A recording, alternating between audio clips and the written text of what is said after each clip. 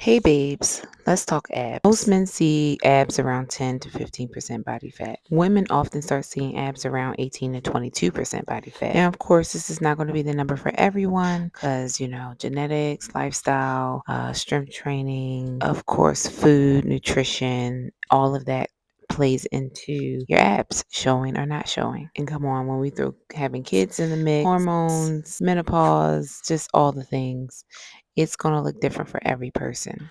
I'm currently doing a lot of rehabilitative work with my core. I just had my son 7 months ago, and I have diastasis recti. DR is what I call it, but it's basically an abdominal split because my core had to make room for my baby boy as he developed and got bigger. And so I'm just recovering, doing my best to close that gap. Now, this is not a sob story. I'm just sharing in hopes that this may help or encourage other women. But I also have an umbilical hernia. So in the beginning of this video, you actually see me pinching my belly because it's like a little bubble where my belly button is, and that's my hernia sticking out, and it protrudes out even further now because of my abdominal gap because it has space too. I absolutely hated that look, but now I'm honestly not even too worried about it. Now, of course, I am still doing the work to get it recovered and to close that gap so that the protruding is not so obvious. However, I'm super grateful for my body and what it has done, which was bring forth life. Now, I am a little vain. I've been in the fitness industry for almost a decade. So I do look at my body and I do have certain standards and things that I want. So, do I want a protruding hernia and do I want the ab gap, all of et cetera, et cetera? No, of course not. I don't. But this is my reality. So, what can I do? I can make lemonade out of lemons, right? So, I'm just going to utilize all of this to again support me getting to my personal goals, but also use this as a pathway, a roadway, a structure for other women who are also dealing with the same issue. Now, did I know I was going to end up having DR? No, I did not. But here we are. And now I'm finding a lot of other women online who share different techniques and different things, exercises, breath work, vacuums, all of these things to help support your deep core abdominal wall to become better and tighter and stronger and prayerfully get back to how it used to be. Even though we're not how we used to be after we have children, we're completely different human beings, right?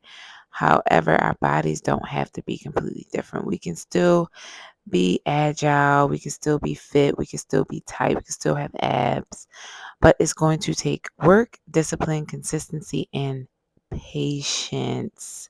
Again, the big one, patience.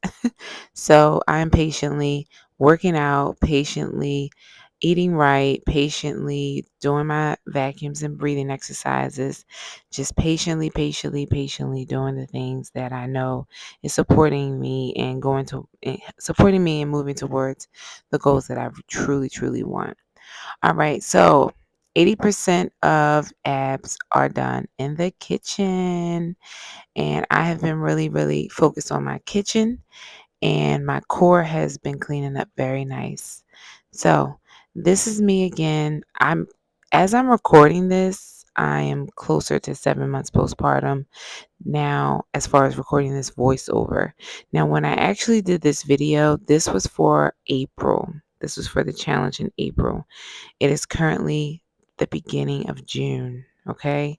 So I was looking real good for April, like literally a couple months postpartum, but your body is just going to try to retract back to what it's used to. So I worked out my entire pregnancy. I did not slack. I did not stop. Now, if I had to slow down a bit, I surely did, but I still got my days in and it's paid off, y'all. I definitely gave birth, and giving birth, I'm just going to tell you, it's just going to be a little bit fluffy, very loose, all of that. Because if you had a baby, then you got the afterbirth and just all the organs rotating and shifting to make room. It's a whole situation on the body, right? And after that, you need to rest and recover. And when you get that clearing, that you can start walking, doing some stretches, and eventually doing body weight, and then working your way up to light weights. Do it. Do it. And again, it's not for vanity, even though we enjoy looking at ourselves and being vain.